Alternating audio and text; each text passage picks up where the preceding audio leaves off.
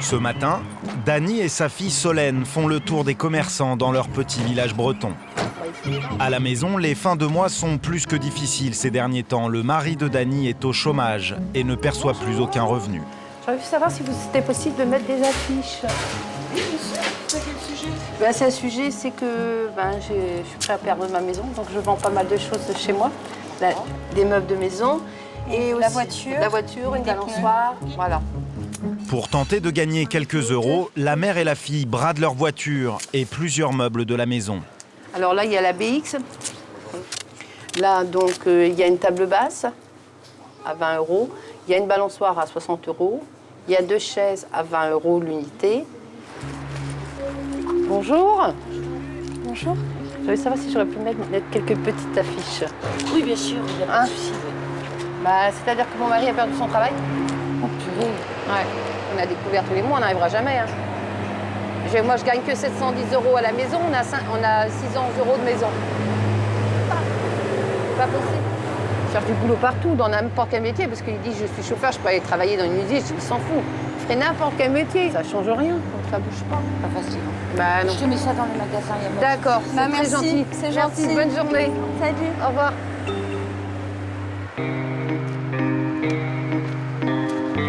Indifférent avec son employeur, Eric a démissionné il y a 6 mois, ce qui ne lui donne droit à aucune indemnité chômage. Avec 2 enfants, la famille doit vivre sur la seule pension d'invalidité de sa femme, 700 petits euros par mois. Impossible dans ces conditions de continuer à payer les 600 € de traite de la maison. Cet argent-là, avec 1000 €, ça me permettrait de payer presque 2 traites de la maison. C'est quand même 2 mois d'assuré d'avance. Pour n'importe qui, c'est sûr que c'est pas grand-chose. Mais pour moi, c'est beaucoup, quoi. C'est la maison. C'est le petit cocon où on est au chaud, on est à l'abri des intempéries. Et c'est ça qui est énorme pour nous.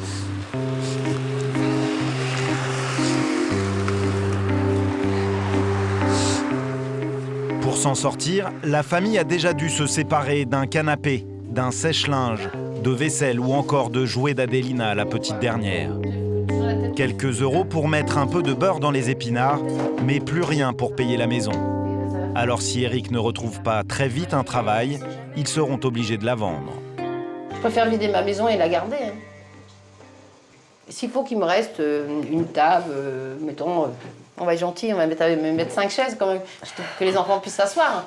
Mais c'est pas grave. Même que cette table partirait, les chaises ici partiraient, ça ne me dérange pas du tout. Mais je garde ma maison.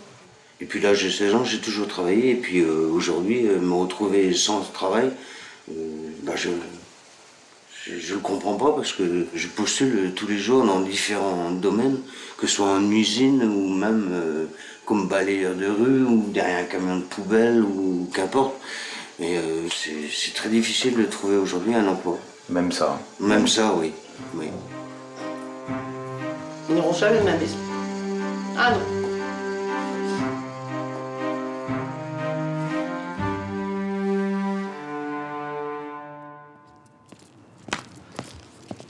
Dans la région nantaise, Bernard, lui, n'en est pas encore à devoir vendre sa maison. Mais il vit le chômage comme un traumatisme. Il y a 9 mois, Bernard était encore le directeur marketing d'une grosse entreprise où il touchait un gros salaire avec une grosse voiture de fonction. Là, je vais être en rendez-vous pas mal pris dans la matinée. Ce matin, il participe à sa réunion du jeudi dans une association de cadres au chômage. Salut Bernard. Ouais. Oui, salut quand même. Bonjour. Chaque semaine, ces cadres sans emploi s'échangent tuyaux et contacts et recherchent ensemble des offres d'emploi. Et ce matin, Bernard a envie de partager son angoisse avec les autres. L'objectif pour moi, c'est d'être dans l'action, mais c'est surtout de trouver un job, quoi, parce que ça fait un petit moment, quoi, ça fait 8-9 mois, ça commence à bien faire. J'ai pas un rendez-vous cabinet, j'ai pas une boîte qui m'appelle, j'ai dû répondre à une vingtaine d'annonces au mois de septembre et à peu près la même chose au mois d'octobre, mais pas une réponse. Et là, je flippe un peu parce qu'au 31 décembre, psychologiquement, je prends un an de plus. Je passe du côté des 54, donc ça risque d'être encore plus difficile. On se dit, merde, mon téléphone sonne plus, je réponds à des annonces, on me dit non, non, non, non, non. Mais pourquoi on me dit non? Mais on se pose 10 000 questions, quoi. Et on se dit, merde, ça fonctionne pas. Tu te dis, mais qu'est-ce qu'il faut faire, quoi? Ouais. J'ai appelé tous les cabinets, j'ai eu un paquet d'activités, avril, mai, juin, et puis là, maintenant, c'est morne pleine, quoi. Et je ne comprends pas pourquoi. Bernard est le père de 2 grands enfants qui font des études supérieures. Bonjour. De retour chez lui, Lynn, sa femme, l'attend avec chaque jour le même espoir depuis 9 mois. Oui, ça a été. Oui. Au niveau des offres, bon, il n'y a pas grand-chose. C'était très, très axé informatique.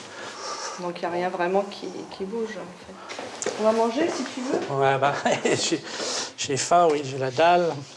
Lynn travaille à plein temps comme assistante commerciale, mais chaque midi, elle tient à rentrer à la maison pour préparer le déjeuner de son mari. Ah oui, c'est bien décoré avec les petits cornichons, tout. Oh, c'est mignon. Non mais, je suis la maman, moi. Mais depuis que Bernard travaille plus, c'est pas lui qui fait à manger quand vous rentrez à midi? Ah si, quand il fait à manger une fois, il en parle pendant 15 jours. Non mais la problématique, c'est pas de faire la cuisine. Non, mais il a pas que ça à faire. La problématique, c'est que quand je suis là le matin, je suis tellement stressé sur mon objectif de répondre aux annonces, de faire la bonne lettre de motivation, que l'aspect cuisine, ça devient vraiment secondaire, quoi. C'était plus souvent, c'est vrai que ce serait sympa. Ouais, je l'ai fait quand même pas mal de fois. Hein. Non, mais c'est pas grave, de toute façon. Tiens. Il y a des moments où c'est vachement dur parce que je suis à la maison, quoi. Et ça, bon, ça commence à me peser, parce que ça fait quand même 8 mois. Le matin, quand je pars travailler et qu'il me dit je suis qu'une merde, on Mais part ça, le c'était cœur au gros, début. quoi. Hein. Ouais, non, mais c'était pas évident. Hein. Lui, le boulot, c'est sa vie, donc forcément, il a un gros manque, hein, c'est clair. Là, il a soif de travail, de se rendre utile, de faire des choses qu'il aime. C'est un bosseur, pas un malade de boulot, mais c'est un bosseur. Et quand il y va à fond. Et là, de se sentir relégué de la société, pour lui, c'est incompréhensible, c'est pas possible. Pourquoi il faut absolument retrouver un boulot aujourd'hui? Pourquoi il faut que je retrouve un boulot? Pour assumer... Si j'ai pas de travail, je fais quoi? Qu'est-ce qui se passe? La vie s'arrête? Parce que le travail, c'est un salaire pour pouvoir éviter d'arriver à des issues que je n'aimerais pas, du style on vend la maison, on vend les voitures, on vend ceci, on vend cela, parce qu'on ne peut plus y arriver, quoi. Donc c'est une nécessité pour ne pas mettre à plat votre famille, quoi. Pour retrouver un travail et un salaire au plus vite, Bernard n'a pourtant pas chômé depuis son licenciement.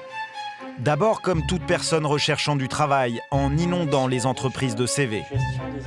Mais les semaines défilent et les retours sont quasiment inexistants.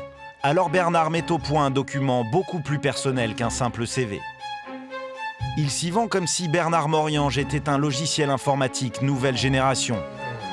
Il propose d'acheter Bernard Moriange version 2 à seulement 65 000 € par an. Une promo exceptionnelle, Bernard Moriange valait il y a encore 9 mois 85 000 €. Mais même en se bradant 30% moins cher, Bernard ne décroche toujours pas d'entretien. Alors il va pousser le bouchon encore un peu plus loin. Il accompagne chaque courrier d'un petit cadeau signé Bernard Moriange. Mais là encore... Résultat final de fonctionnement, non, ça n'a pas fonctionné. Alors la dernière idée de Bernard, réaliser un CV vidéo pour tenter de faire du buzz sur Internet, comme certains candidats qui ont réussi de cette façon à sortir du lot et à décrocher un job. Pour trouver la bonne formule, Bernard réquisitionne Lynn et leur fils Clément. Bon, alors je vais vous montrer un CV que je trouve... Ça est super. Ça, c'est moi, en 2001, quand j'ai passé mon bac. Ça, c'est moi, en 2002, en prépa. Ça aurait pu être moi, en 2003. Mais ça, c'est finalement moi, en 2003. Ça, c'est le gentil monstre crise, en 2009. Ça, ce sont les financiers qui soutiennent les jeunes entreprises. Ça, c'est ma boîte et moi, en train de se faire dévorer. Et ça, c'est finalement moi, aujourd'hui. Et puis il y a moi, 2 soirs par semaine, fois par an, de temps en temps, le moins possible, la plupart du temps. C'est super, vraiment super. Eux, c'est moi, et nous sommes bien décidés à vous apporter nos compétences. Alors attendez, bon, là je vous montre, pour moi, le contre-exemple. Isabelle communique, nique, tout simplement, et cela depuis 20 ans. C'est pour moi une vocation, c'en est presque une religion, que la communication. vocation. J'ai commencé dans le tourisme, croyant beaucoup voyager, pour cultiver l'éclectisme et non l'instabilité. Faut pas ressembler à ça. Ah bah, n'en est pas question. Non, là, tu t'es pas... Non. Non. Donc, Ce sera plus fin. Le CV, si c'est pas bien, c'est une grosse prise de risque. Voilà, ça va plus loin, ça va plus loin parce que c'est vu par plus de monde. Je pense que tout ce qu'on peut faire, c'est de dire à la lecture d'un truc, tiens, le mec, super, il a une bonne idée, j'ai envie de le rencontrer. Voilà. J'ai envie de savoir qui se cache derrière ça. Ça va me venir, mais pour le moment, je pense pas avoir la bonne idée. Voilà. Donc, tu réfléchis là. Voilà.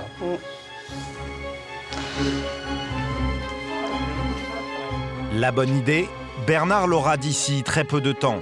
Et il est bien loin d'imaginer l'énorme buzz que cette idée va provoquer.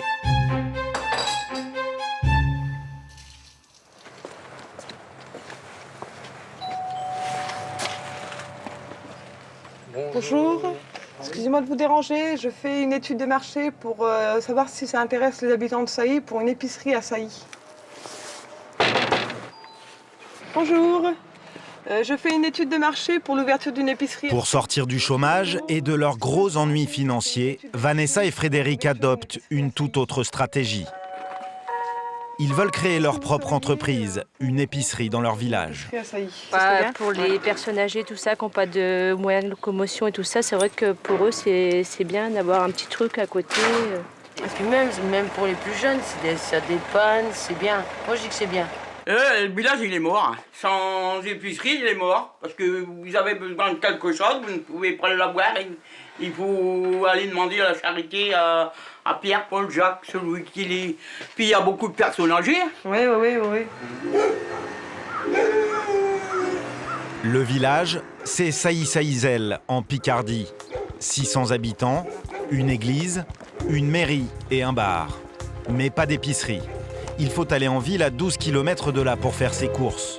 Vanessa et Frédéric rendent visite à l'ancienne épicière qui a fermé boutique il y a 15 ans. Beaucoup moins optimiste que les autres villageois. Ça fait 1 an qu'il n'y a plus de travail. Ah, vous Ça fait 1 an qu'il est au chômage actuellement et qu'il ne trouve pas de travail. Et... Vous allez travailler à 2 là-dessus? Oui, on va être à 2. Ça va être dur quand même. Hein. Vous serez leur cliente ou pas? Ah bah oui, de toute façon, moi ça va me dépanner. Ah bah oui, je vous dis. Bon. Quelquefois je me prive d'une salade ou bien de n'importe quoi là parce que... Parce qu'il faut se déplacer, parce qu'il faut demander à Pierre. Ah bah oui, que je vais pas demander tout le temps à mon frère pour...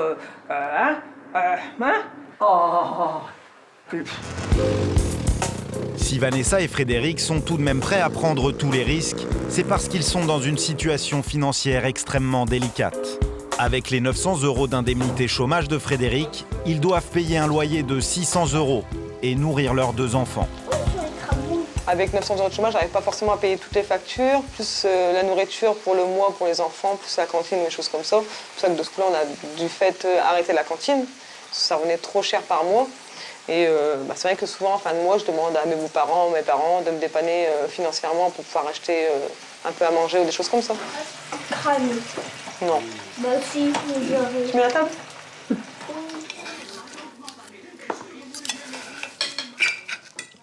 J'en veux plus. Oh non, tu manges un peu de viande. Pas de gaspillage, s'il te plaît. Ouvrir cette épicerie, c'est le seul moyen qu'a trouvé le couple pour enfin sortir du chômage et quitter cette maison insalubre. C'est-à-dire qu'on a de l'humidité partout dans la maison, les murs ne sont pas isolés, c'est du polystyrène. Donc là, ce mur-là, pareil, là, il est froid, mouillé. Dans notre chambre, le mur, il est trempé. Donc là, on arrive dans la chambre des enfants. S'il pleut ou quelque chose, les murs, ils se feintent. Et ça dégouline le long là, donc dans le lambris. Et vous ne pouvez pas déménager? C'est toujours pareil, au chômage. Donc chômage, pas de salaire. Donc pas de salaire, justification de paiement, tout ça, on peut pas. Un propriétaire ne donne pas de maison à quelqu'un qui n'a pas de salaire. C'est vrai que maintenant, il faut vraiment soit que l'épicerie marche et qu'on puisse déménager, s'en sortir et puis avancer dans l'avenir, soit essayer de déménager pour partir et puis trouver du travail ailleurs. Mais c'est tout quitter. On joue notre vie Et on joue l'avenir de nos enfants. Pour mener à bien leur projet, Vanessa et Frédéric disposent d'un atout de taille.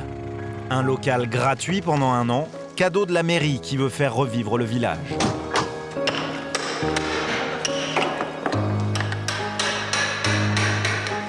Le couple vient voir l'avancée des travaux d'aménagement et s'y voit déjà.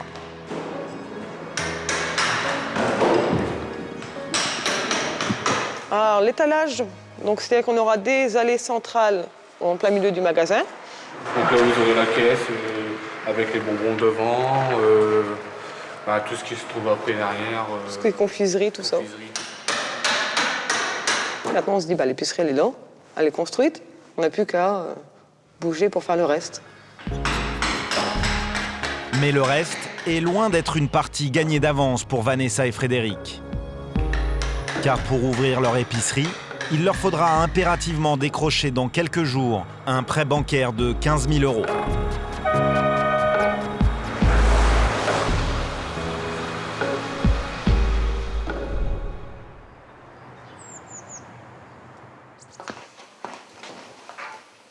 Bernard, lui, n'a toujours pas décroché la bonne idée pour retrouver du travail. Mais pour l'heure, bizarrement, ce qui préoccupe le plus la famille, c'est le coup de téléphone que Lynn va passer à la mère de Bernard. Allô? Mamie? Oui, Céline, excusez-moi de vous déranger. Je voulais un petit renseignement. Quand vous faisiez des croquettes à votre petit garçon, vous faisiez colmater avec un peu de pain de mie et du lait ou pas? Oui. D'accord, bon, je vais essayer de lui faire plaisir. Je vais lui faire les croquettes à maman. Oui. Attends. Les parents de Bernard vivent à 300 km de là. Il les appelle toutes les semaines, mais à chaque fois il est tendu, car depuis qu'il est au chômage, il leur cache la vérité. Bon, il est 7h30, je suis rentré. Hein. Ah, t'es rentré? Ouais. Ouais.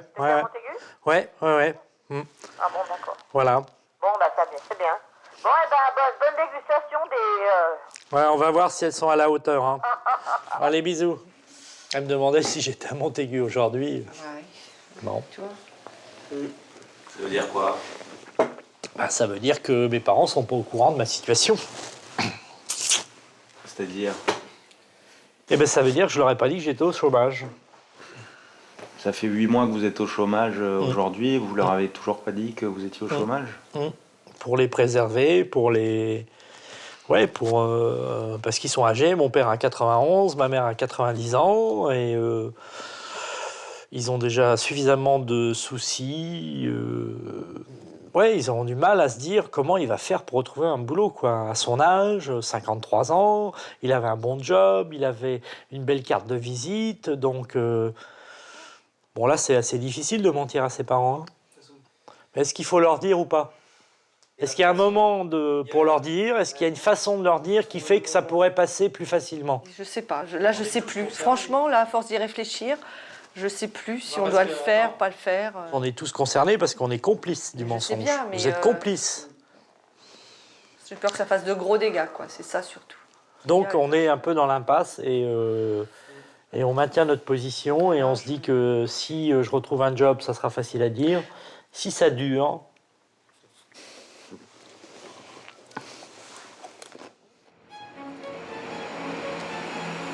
À Concarneau, pour Eric, il y a toujours urgence à trouver du travail pour faire vivre sa famille et sauver sa maison. Comme chaque jour, il fait le tour des agences d'intérim avec sa fille et son gendre, tous les deux également, chômeurs depuis des mois. Je voulais savoir s'il y avait eu des nouvelles. Alors, cette semaine, c'est calme pour le moment. Toi, c'est toujours pareil, Ludovic, manutention. Voilà. Eric, pareil. Moi, c'est plus chauffeur. Oui. Pour l'instant, j'ai rien cette semaine, donc on fait comme on fait d'habitude. Vous mettez votre nom dans le cahier, puis je vous appelle dès que ça bouge, dès que j'ai quelque chose. D'accord. Eric dépose aussi son CV dans les usines du coin.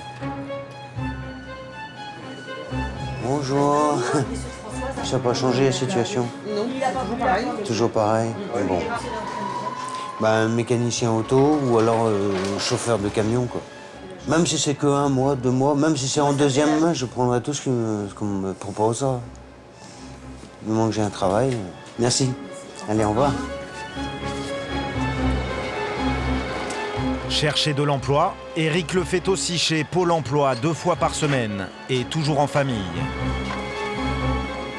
Il n'y a pas internet à la maison, alors c'est ici qu'il consulte les offres sur le site pôle emploi.fr. C'est tout ce qu'il y a ? Il y a 3 annonces. Dans les codes d'Armor, je crois. 3 annonces, mais la première ne concerne en fait pas du tout un poste de chauffeur. Tu fais ton annonce chauffeur routier, et puis là, dans les chauffeurs routiers, tu as une place comme mécanicien réparateur de véhicules légers. Ça n'a rien à voir là-dedans. Bah non, non. Tu vois ? Du tout, non. Quant à la deuxième offre, elle ne s'adresse pas à un vieux routier de 46 ans comme Eric. Puis de toute façon, c'est moins de 26 ans. Où t'as vu ça ? Ah oui, t'as raison. Voilà. Ouais, bon. La troisième, en revanche, un petit CDD d'1 mois. Eric pourrait s'en contenter. Elle est intéressante parce que bon, c'est mon métier, ça me convient. Et c'est pas loin de la maison en plus. J'aurai pas de frais de route. T'as un salaire brut mensuel de 1 426,55 €. Eric est preneur, mais il a besoin de précision de la part d'un conseiller Pôle emploi. Il faut que je lui demande si l'annonce est toujours valable. Bah, il n'y a personne. Il n'y a personne. Personne. Pourtant, à l'accueil, un conseiller répond aux questions des gens qui font la queue. Elle fait partie des ACT, elle ne fait pas partie de la NPE. C'est deux postes différents. Si vous voulez, côté ACDIC là-bas, côté NPE ici. Il faut faire 2 queues. C'est comme ça. Chacun a son poste, chacun n'ira pas faire le boulot de là. Personne pour répondre aux questions d'Eric. Il décide donc de se rendre au plus vite chez l'employeur pour être parmi les premiers candidats à postuler. Ouais. Je viens de voir parce que je viens de Pôle emploi, Concarneau, là. Ouais, j'ai eu l'annonce en début de semaine. Ouais, d'accord, ouais. Et là, j'ai eu 2-3 candidatures déjà qui sont présentées. J'en ai eu un autre ce matin, j'en ai eu 2 hier, donc bon, ben... Merci, bientôt, hein, et j'espère. D'accord, merci. Allez, bonne journée, au revoir. Trop tard pour Eric, 5 candidats sont déjà passés avant lui. Il en veut à son conseiller Pôle emploi de ne pas l'avoir informé de cette opportunité. J'ai pas eu de courrier ni de quoi que ce soit pour m'avertir qu'il y avait un emploi près de chez moi. Difficile à savoir comment ça se passe dans le milieu de chez Pôle emploi. Depuis 6 mois qu'Eric est inscrit chez Pôle emploi, son conseiller ne lui a jamais proposé aucune offre. À quoi sert Pôle emploi ? Le service public est-il efficace ? Pour répondre aux questions d'Eric, direction une agence Pôle emploi qui a bien voulu nous ouvrir ses portes. Nous sommes à Hénin-Beaumont, dans le Nord-Pas-de-Calais, où le taux de chômage est l'un des plus élevés de France, 15%. Alors forcément, dans cette agence, l'accueil est submergé par de nombreux clients, comme les appelle Pôle emploi. Bonjour. Parce que pour décaler un rendez-vous, si c'est possible. Parce que j'ai rendez-vous le 9, mais je pourrais pas venir. C'est parce que bon, c'était pour une fois que je pouvais pas, quoi. Je me doute bien, mais essayez de vous faire remplacer. Faut prioriser votre recherche. Ok, merci. Voilà.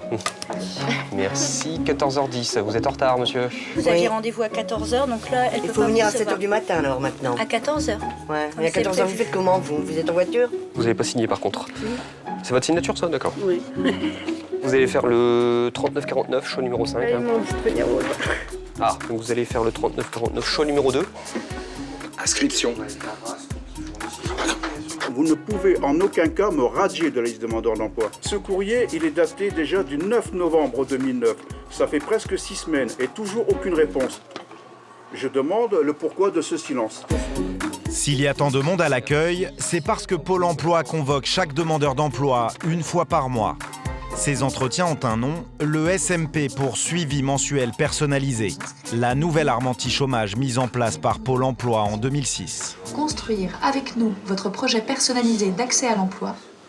Bénéficier d'un... Le conseiller convoque chaque jour 10 de ses clients pour des entretiens d'une vingtaine de minutes. Des rendez-vous obligatoires et des règles à respecter scrupuleusement. Si vous partez en vacances, il faut nous le dire. Comme ça, on sait que vous n'êtes pas là et on ne vous convoque pas. Si vous êtes en arrêt de maladie, on demande un arrêt de travail comme quand on travaille. Tous les fins de mois, donc on travaille ou qu'on ne travaille pas, il faut pointer. Est-ce que c'est clair tout ce que je vous raconte? Ça va? En cas d'absence injustifiée ou comme pour ce jeune homme, une recherche d'emploi trop passive, le client risque la radiation et l'arrêt brutal de son indemnisation. Qu'est-ce que vous avez fait comme entreprise sur le secteur? J'ai fait à Bourgogne, j'étais à Sens, j'étais à Lyon. Je vous parle sur le secteur ici. Vous habitez ici, vous êtes sur le secteur de Narbonne. Vous avez fait quoi comme entreprise sur le secteur ici? J'étais à Carvin, toutes les entreprises. Les noms, je voudrais, s'il vous plaît. Non. Vous savez qu'en tant que demandeur d'emploi, vous avez des droits et des devoirs. En échange, le client bénéficie de l'expertise de son conseiller personnel. L'entretien commence toujours par le bilan du mois écoulé. Alors, quoi de neuf depuis la dernière fois qu'on s'est vu? Rien? Même pas de nouvelles, rien. Bon, le problème, c'est le moyen de locomotion. Hein. Oui, Vous n'êtes pas toujours pas décidé à passer votre permis de conduire? J'ai peur. Alors, La conseillère consulte ensuite les offres d'emploi disponibles dans la région. Alors, j'en ai une quand même sur Hénin-Beaumont. C'est que 4 heures, mais on va regarder ce que c'est. Alors, vous faites du nettoyage classique de bureau du mardi au jeudi entre 17h et 18h. Donc là, vous envoyez votre CV. Oui. D'accord. Mais parfois, les conseils de Pôle emploi semblent superflus. J'ai fait des demandes serveur, j'ai fait des demandes barman, hôte de caisse, j'ai fait même. Mais bon, aucune nouvelle. Vous regardez beaucoup par Internet aussi? Ah oui, oui. De toute façon, j'y suis tous les jours. Bon. Vous avez créé votre espace emploi. Oui. Automatiquement, vous recevez des offres spécifiques. Oui, j'en reçois jamais. Bon, c'est qu'il doit y avoir un problème alors. Parce que... Quelque part, oui. Enfin, si, quelques-unes, mais bon, généralement, je les trouve avant que vous me les envoyiez. D'accord. Quand même une population de demandeurs d'emploi. Malgré le suivi personnalisé, le taux de chômage est au plus haut à Hénin-Beaumont. Pourtant, à l'étage, la directrice de l'agence et ses adjoints semblent étonnamment enthousiastes. C'est bien que les actions mises en place sur le mois d'octobre étaient très très concluantes. Ça veut dire que on a vu un maximum des demandeurs d'emploi. Je veux dire chapeau quoi. On voit la part de marché. Hein. Dis donc, bien. Et puis ça rentre vraiment dans la stratégie de la personnalisation du service, quoi, du suivi. Hein. Donc je trouve que la dynamique qu'on a là installée depuis 2 mois, elle est la bonne. Et il faut la maintenir. Quels sont ces objectifs principaux que vous devez atteindre dans cette agence ? On nous demandait de voir 55% des demandeurs d'emploi. Et on en a vu, donc, au mois d'octobre, 65%. Ça veut dire qu'on a un contact très régulier avec le demandeur d'emploi. Donc, par conséquent, l'accompagnement est là. Le suivi personnalisé est là. À quoi ça sert de voir et de suivre très régulièrement les demandeurs s'il n'y a pas de travail ou s'il y a moins de travail à leur proposer ? Mais on est plus sur une obligation de moyens, une obligation de résultats. Oui. Notre obligation de moyens, c'est de proposer les services aux demandeurs d'emploi, c'est d'aller chercher les offres en entreprise. Donc, c'est de faire tout ce qui est possible pour justement améliorer la situation de l'emploi. Pas d'obligation de résultat. Pourtant, devant notre caméra, les conseillers vont se démener pour nous démontrer qu'ils peuvent en obtenir. Oui, je suis SDF en ce moment. Et je voulais savoir s'il n'y aurait pas une aide quelque part pour moi. Bon, vous allez voir un conseiller là pour voir ce qu'on peut faire par rapport à votre situation. Pour répondre à l'urgence d'Adrien, ce jeune SDF, ce n'est pas un seul conseiller, mais 4 qui vont se démener devant nous. En 24 heures, il lui décroche un entretien pour un job. Le dépanne en ticket restaurant et lui trouve même un toit pour l'hiver dans un foyer pour jeunes en difficulté. Un joli conte de fées pour le jeune homme, mais selon lui, il y a quelque chose qui cloche. D'habitude, il m'aurait dit voilà, on va faire que ce qu'on veut, on va essayer de vous trouver du travail, on va vous rappeler, on va essayer de faire ceci, cela, mais on va essayer de faire, on verra, mais bon, ça traîne souvent, ça traîne, et puis il n'y a pas de réponse, quoi, il n'y a rien. Mais alors comment vous expliquez que ça se soit passé comme ça, là ? C'est un peu grâce à vous quand même, quoi. C'est-à-dire ? La télé est là, donc forcément, ils savent que c'est filmé, que ça va passer à la télé, donc forcément, ça y joue aussi, je veux dire, voilà, ils vont pas donner une mauvaise impression de leur boulot, quoi, donc... La télé va avoir pour beaucoup de choses, c'est sûr. Pôle emploi en aurait fait un peu trop devant notre caméra. Nous testerons bientôt le suivi personnalisé, mais cette fois-ci en caméra cachée.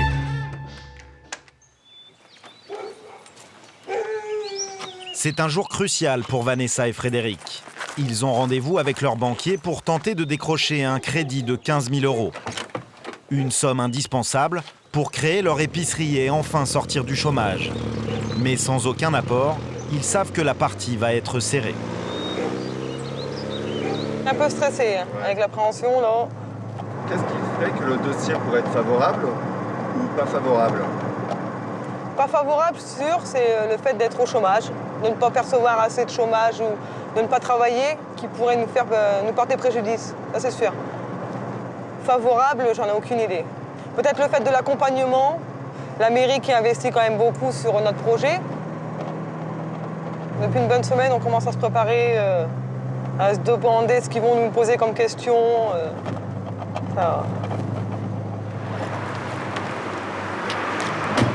Nous nous arrêtons aux portes de la banque qui ne nous a pas autorisés à filmer ce rendez-vous. Alors, votre activité, monsieur? Chômage. Et vous faisiez quoi auparavant? Auparavant, mon dernier emploi, c'était chaudronnier. Pas d'activité dans le commerce? Non. Non, non. Actuellement, les revenus, donc? 950 €. Sinon, j'ai un loyer actuellement de 600 €. L'apport, de toute façon, on ne peut pas en avoir. Non, non, non. C'est clair et net. Non. Caution, c'est pareil, si on demande des garanties. Peut-être que la mairie serait OK pour se porter caution. Mais ça peut mettre un petit peu de billes dans mon... Non, ça... moulin, ça. Ouais, voilà. Alors, je crois que le plus embêtant, c'est le manque d'expérience pure et dure sur le métier. Ça va peut-être l'apport, en effet. Ça va pas être évident. On va croiser un peu les doigts ensemble. Je vous dis, je suis pas du genre à dire, vous inquiétez pas, ça va rouler. Il va être assez difficile.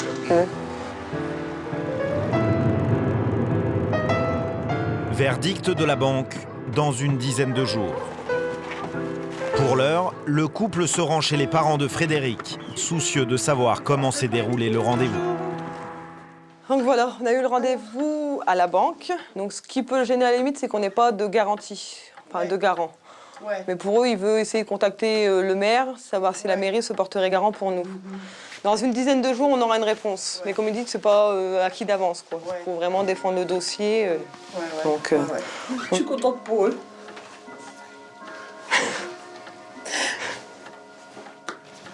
Parce que là, ils sont dans la panade. Donc, pour eux, ce serait une bonne chose.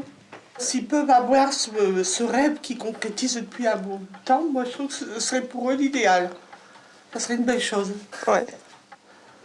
Tant qu'on pourra les soutenir, on les soutiendra. Tout le monde est concerné dans la famille, tout le monde est au courant de la situation, des projets difficiles qu'on a, et c'est tellement important pour nous, pour nos enfants.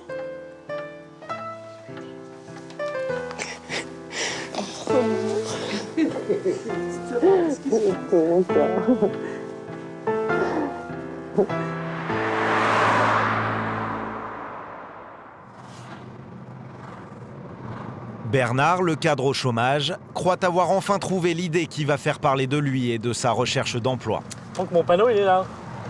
Bernard a vu les choses en très grand. Demain, il va afficher sa photo et son message sur un immense panneau publicitaire de 4 mètres sur 3 au bord de la Nationale, près de chez lui.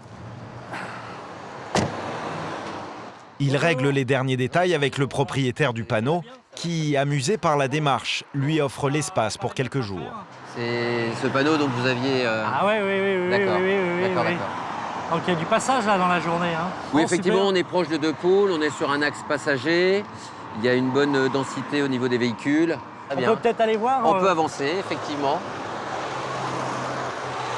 Super. Il faut que les gens qui voient le panneau sachent que c'est un cadre qui cherche du boulot. Donc mon laïus, c'était de tourner autour du thème du cadre. Le cadre qui s'affiche cadre. Ouais. Le cadre qui se décroche, le recadrage des équipes, la négociation des marchés cadres. Mon objectif, c'est pas de faire parler de moi. En principal objectif, c'est de trouver un job. C'est-à-dire de créer le contact, que quelqu'un dise, tiens, l'idée est sympa, s'il est capable de faire ça, il est peut-être capable dans ma boîte de gérer la com ou de faire des actions commerciales. Voilà, c'est tout.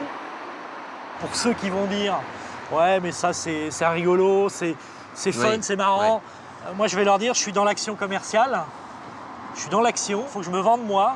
Bah, globalement, je trouve que c'est une super idée, voilà. C'est pour ça aussi que je suis là. Et bon, si ça peut vous donner un coup de pouce, voire vous faire décrocher un job intéressant, eh ben, écoutez... Bah, c'est pour ça que je le fais, voilà. Oui.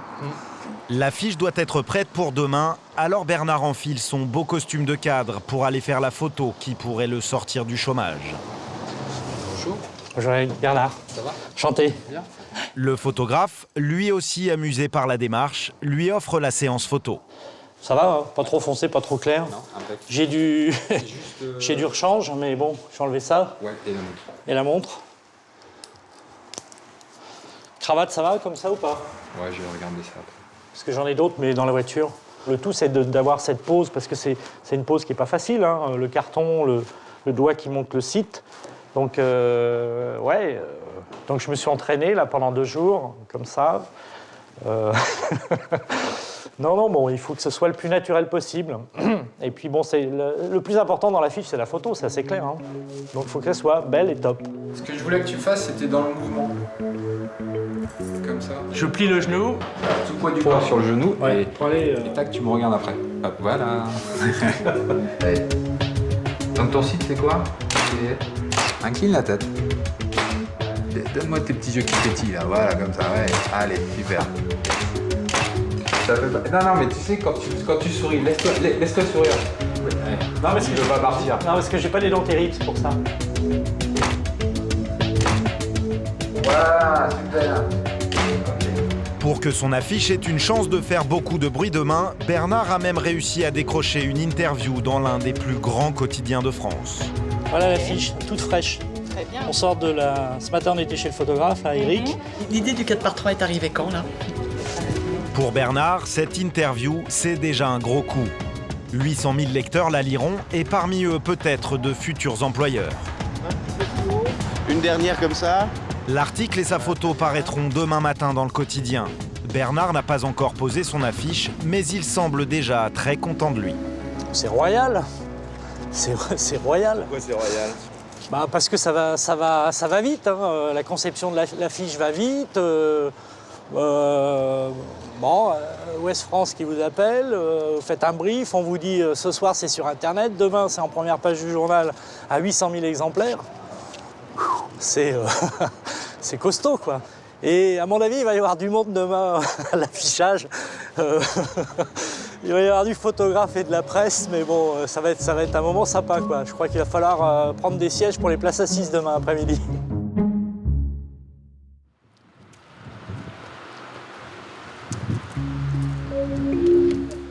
En Bretagne, pour Eric et Dany, la vie est en train de basculer. Eric n'a pas retrouvé de travail et il ne peut plus payer les traites de la maison, ni même assurer le quotidien. Pour la première fois, le couple est obligé de demander l'aide des Restos du Cœur. Ça fait un drôle d'effet de se retrouver là, quoi, au bout de tant d'années de travail. Au bout de 32 ans de cotisation sociale, se retrouver au Restos du Cœur, ça fait un gros chaud au cœur. Je pensais pas qu'on peut en arriver là aussi vite, quoi. Du jour au lendemain, la vie bascule très vite. Comme quoi, rien n'est acquis.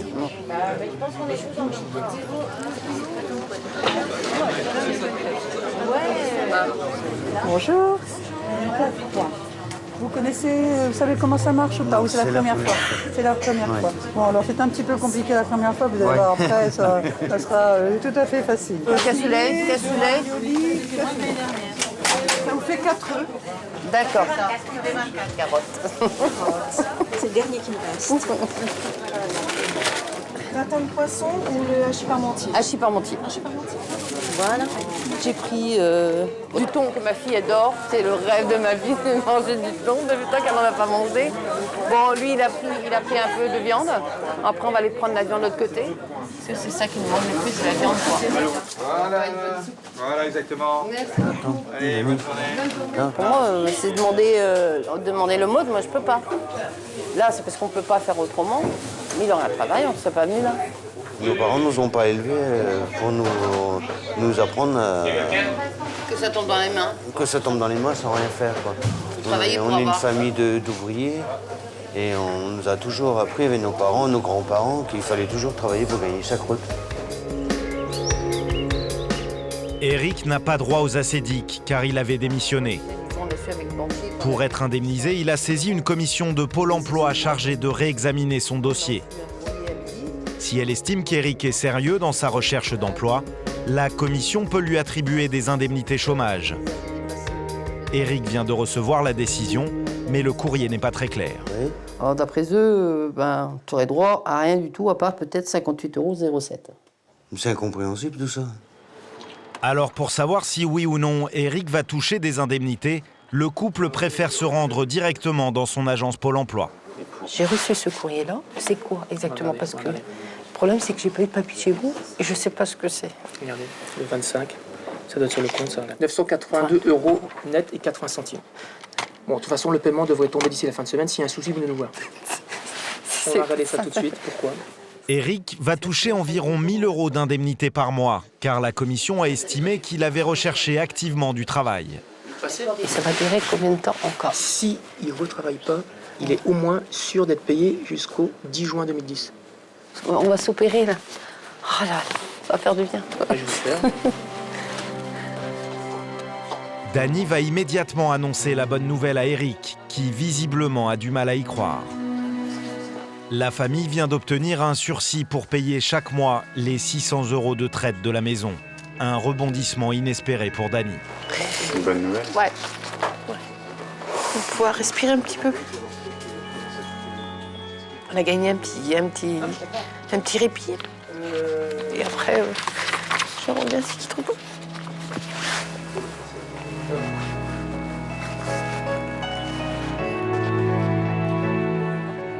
Mais pour sauver définitivement la maison, Eric va devoir très vite trouver un emploi, car il n'a obtenu que 6 mois d'indemnité chômage. Pôle emploi a répondu efficacement à l'urgence d'Eric. Mais nous nous interrogeons, la présence de notre caméra a-t-elle changé la donne?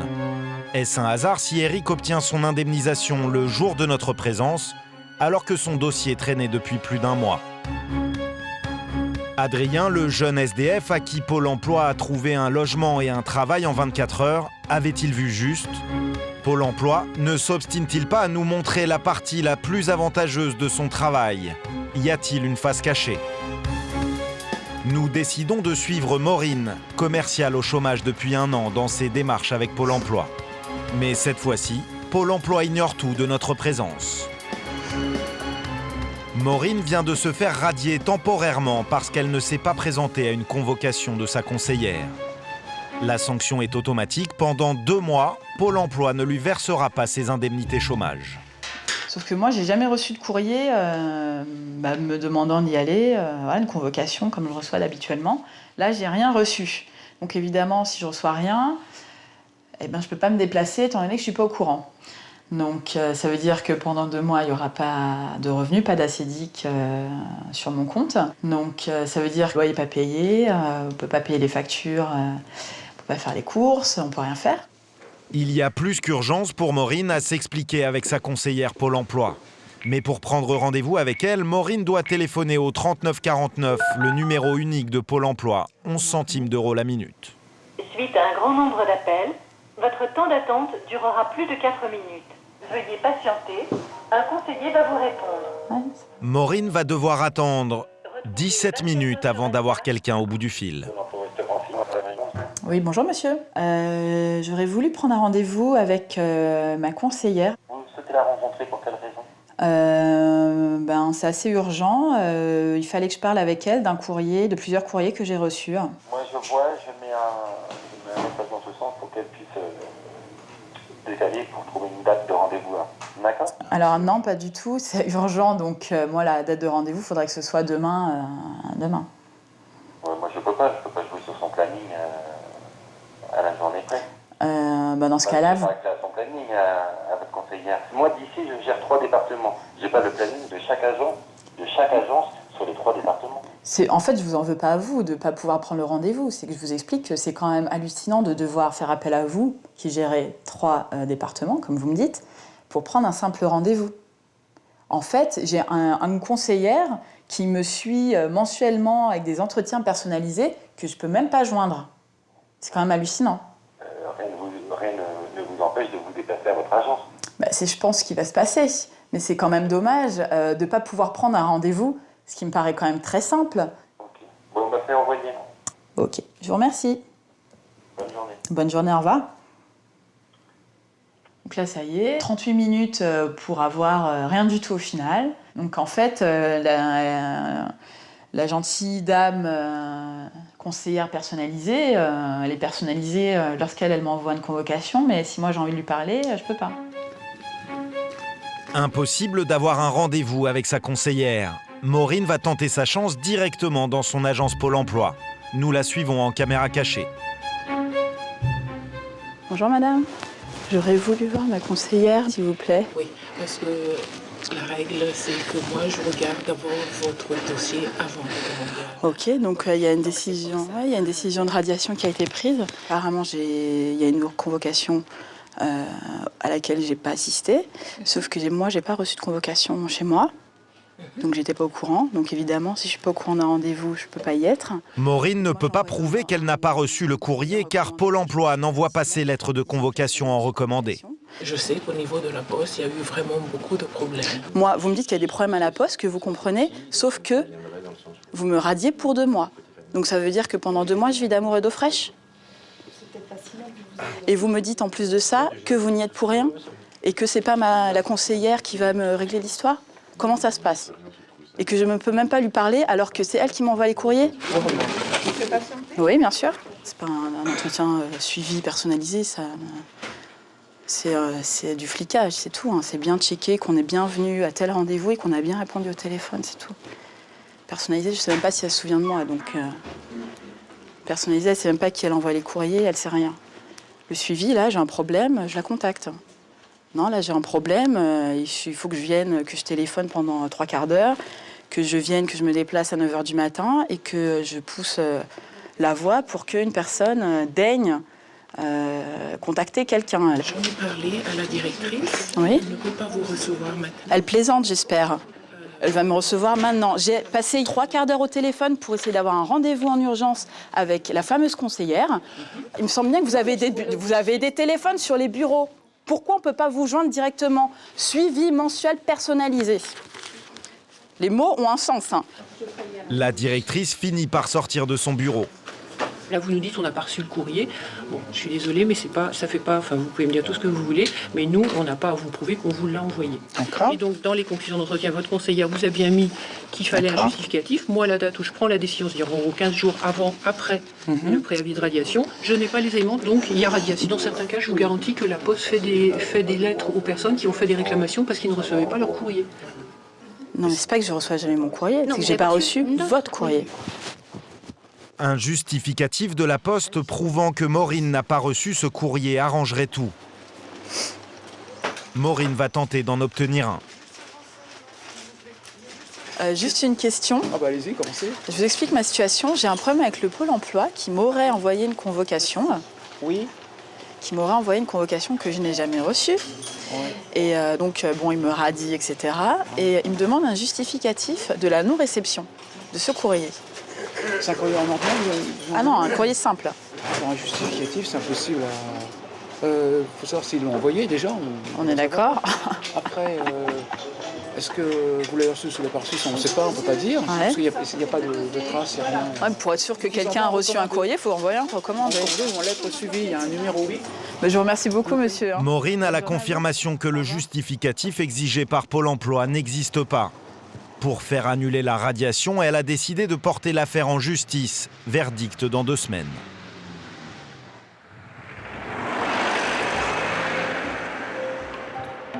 Dans le nord de la France, le projet d'épicerie de Vanessa et Frédéric est au point mort.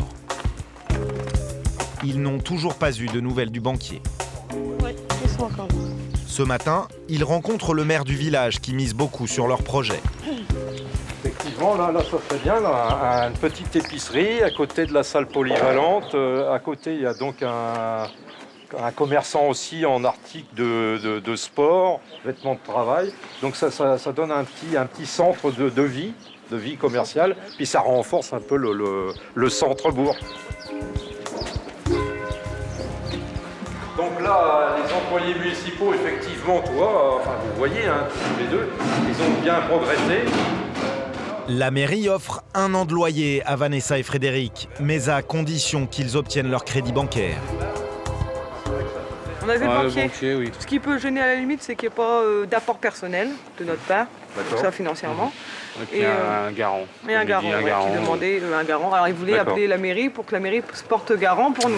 J'ai dit, il y a déjà pas mal de choses pour nous, c'est pas pour non plus se porter garant. Nous, ça, garantie de la mairie, ça, je ne pense pas. Le souci, c'est qu'on n'ait ni aucune nouvelle du banquier, ni impossibilité d'avoir au téléphone, ni d'avoir un rendez-vous, ni quoi que ce soit. C'est pas énorme qu'on demande, donc...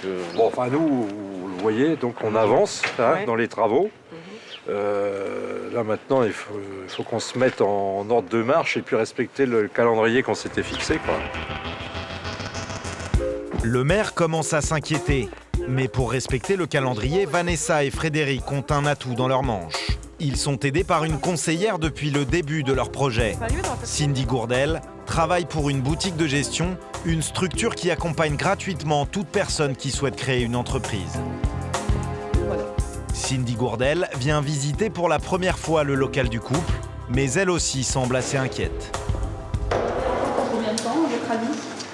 C'est-à-dire pour fin février, normalement ça devrait être bon. Ils avancent vite, hein. C'était même pas comme ça la semaine dernière. D'accord, c'était pire. Il n'y avait pas le haut qui était fait, la berce n'était pas faite. C'est vrai que là... Et le sol, c'est pareil, ça va rester comme ça? Le sol reste comme ça. D'accord. Oui. J'ai du mal à m'imaginer, parce que là c'est encore trop, disons, entre guillemets, l'aspect d'une salle des fêtes, effectivement, un peu vieillotte pour le coup, mais voilà, on a du mal à s'imaginer un commerce ici. Et je ne doute pas que les financeurs soient un peu effrayés si jamais ils voient ça comme ça. Ok. Les financeurs, justement, n'ont toujours pas donné leur décision pour le prêt de 15 000 € et ils ne répondent pas au téléphone. Chez Vanessa et Frédéric, leur conseillère tente de relancer la banque. Merci. Oui, bonjour, Cindy Gourdel de la boutique de gestion. Je vous appelle au sujet du dossier de monsieur et madame Hubert. Je veux dire, en termes de timing, c'est en cours. Ouais, il est en cours, tout à fait, ouais. D'accord. Et donc c'est au niveau de l'agence que la décision est prise ou est-ce que c'est en région? Comment ça se passe? Alors ce sera automatiquement une décision en fait qui est régionale. On va avoir quelques soucis de toute manière sur ces clients-là. C'est des problèmes liés à quoi? C'est surtout une antériorité en fait bancaire qui est pas bonne, quoi. D'accord. Ok, très bien. Merci. Au revoir. D'anciens découverts bancaires sont en train de rattraper le couple. Chaque fois qu'on avance dans le projet, chaque fois il y a un truc qui vient bloquer autre chose. Bon, on garde courage, on continue là-dedans et on verra dans l'avenir ce qui va avancer. Tout n'est pas perdu, maintenant il faut vraiment vous préparer et avoir un refus, voire un deuxième peut-être par une autre structure, etc. etc. Hein. On n'a pas gagné, hein. Rien n'est joué. Je veux pas vous casser le moral, c'est pas l'objectif. Moi je veux vraiment que vous ayez les pieds sur terre. C'est pas gagné. Parce que le banquier, s'il avait voulu tout de suite vraiment vous aider, et puis, enfin vous aider en tout cas à investir dans votre projet, il l'aurait fait déjà, enfin il vous aurait déjà appelé il y a longtemps. On parle toujours de créer des emplois, aider les personnes. Alors les banques nous font des pubs à gogo dans la télé pour nous dire vous pouvez construire sans apport ni rien. Et dès qu'on va faire une demande pour 15 000 € pour une création de magasin, c'est vrai que c'est rien 15 000 €, et on arrive à nous fermer les portes. Ouais. Ah, ça fait mal quand même. Parce que c'est un projet qu'on a... Parce que là, nous, derrière, on n'a plus rien. C'est-à-dire, on n'a plus rien? Bah, moi, on n'a plus de travail, moi, j'ai plus de travail. Si ça se fait pas, bah, on en perd. Vous avez 30 ans, vous avez 27 ans, faut pas dire... on peut pas entendre des choses comme ça quand on a cet âge-là, c'est pas possible. Sans travail depuis 1 an, c'est pas faute de chercher, hein, mais... C'est le travail qui n'a plus, il n'y a plus. Si on ne va pas le chercher, on ne va pas le créer, il n'y a personne qui va venir frapper à la porte pour venir nous donner du travail.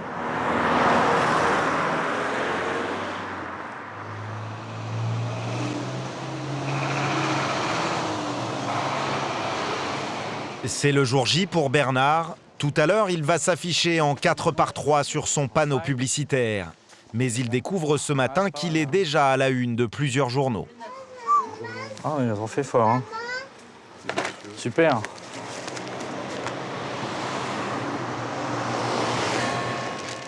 Elle est belle la photo, hein. Cet après-midi, Bernard Montmélange, ancien directeur commercial, s'affichera pour 1 mois sur un panneau publicitaire 4x3 à Vertou. Ça a l'air bien parti, quoi. C'est génial, c'est vraiment super, quoi. Mais avec sa photo dans le journal, Bernard s'inquiète pour ses parents, à qui il n'a toujours pas annoncé qu'il est au chômage depuis 9 mois. Si ça prend de telles proportions, il faut que je sois prudent. Donc je me disais que si par hasard un média me contacte, un média national beaucoup plus visible, par exemple à la télé, il faudra peut-être que je déclenche les opérations, quoi. Mais je ne peux pas prendre le risque qu'il découvre à la télé ou sur un canard, quoi. Le temps presse, son affiche n'est pas encore en place, mais elle doit l'être impérativement d'ici 2 heures. Car Bernard a donné rendez-vous à plusieurs journalistes devant son panneau. D'abord, il doit récupérer la fameuse affiche chez l'imprimeur, qui lui aussi, amusé par la démarche, lui en fait cadeau. Ah oui, quand même. Vache. Ça va se voir, hein. Putain, nom de Dieu, c'est impressionnant, hein. Pour Bernard, la pression commence à monter d'un cran. Hein? Ça, je t'explique pas, il va y avoir du monde, hein. C'est vous qui posez? D'autant plus que le colleur d'affiche n'a pas l'air très sûr de lui. Didier, au niveau résistance, le papier est bon. C'est du dos bleu. Non, Ah ouais. Le dos bleu, c'est du papier d'affiche. Ça va aller? Ça va le faire, ça va le faire, ça va le faire. Non, parce qu'il y a quand même Presse Océan, Ouest France, M6 qui viennent pour ça, plus les photographes. Donc demain, je peux avoir la 2e page côté Guignol, quoi. Donc j'ai pas dormi de la nuit, je me dis bon... L'affiche doit être collée d'ici 1 heure avant l'arrivée de la presse. Au départ, le colleur d'affiche a la situation bien en main. Mais très vite, les choses se gâtent. La mine de Bernard aussi.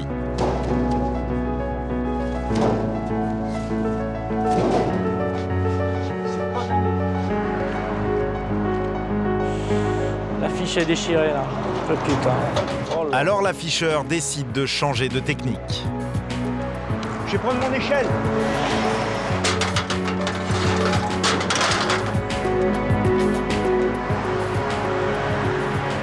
Mais l'affiche est déjà très endommagée. Et l'optimisme de Bernard aussi. Il a du mal, mais ça va aller. Non, c'est pas ça. Ça va le faire. Bon. N'ayez pas peur. Le risque, c'est que les médias arrivent et que l'affiche soit pas top, quoi. Le colleur d'affiche finit tout de même par faire des miracles. Mais là, ça va, là, ça roule, là. Vous êtes un chef, hein. Vous êtes un chef, vous, hein. Et Bernard respire enfin. Parce que ça se voit quand même au niveau du coup de patte, hein. Elle est bien l'affiche, là. Ça va pas? Clément est venu voir la tête de son père en 4x3. Putain, ouais. Bien, hein. Et moi, ça me rend fier de mon père, en fait. Non, c'est vrai, c'est ce que j'ai dit. Bonjour. Il est témoin 1, les journalistes sont déjà là. Quelque chose comme ça, un peu de en restant de 3 quarts. Je vais bien vous faire croiser les bras. Voilà, oui, c'est bon. Presse écrite, radio. Oui, allô? Je suis journaliste pour la radio RMC. Oui. Télé. Canal+, moi, ouais, on voulait faire une interview face caméra. Ouais. Bernard est le premier cadre au chômage en France à afficher sa recherche d'emploi sur un panneau publicitaire. Pour le moment, c'est que les médias, mais forcément, ça va se savoir et forcément, j'aurai des gens qui vont m'appeler derrière. De retour à la maison, Bernard se rend compte que le buzz a largement dépassé ce qu'il pouvait imaginer. Europe 1, ils vont t'appeler sur ton portable normalement. Ou alors ils rappellent dans un quart d'heure à la maison. Putain. Là, ça prend des proportions. À la télé et à la radio, on ne parle que de Bernard Moriange et de son affiche. Bernard est décidément un vrai commercial au chômage à 53 ans. Ce Nantais ne se démonte pas.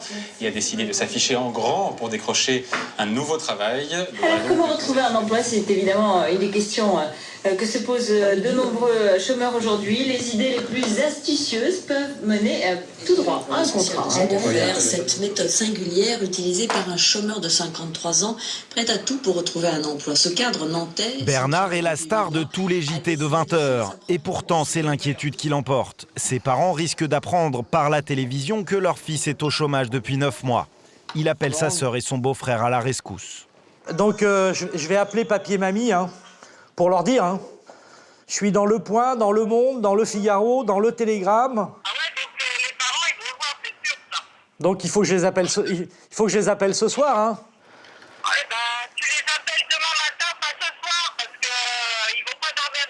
Ouais.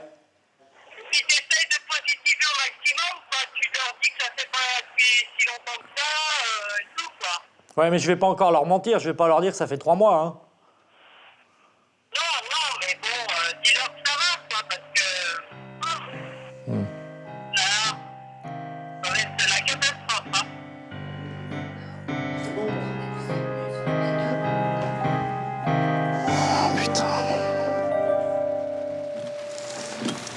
Pour Eric, l'espoir de retrouver enfin un travail et de sauver la maison est en train de renaître.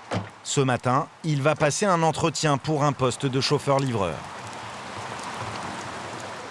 Eric est largement qualifié pour le poste, mais malgré ses 32 ans de carrière comme ouvrier, il reste toujours très impressionné devant un patron.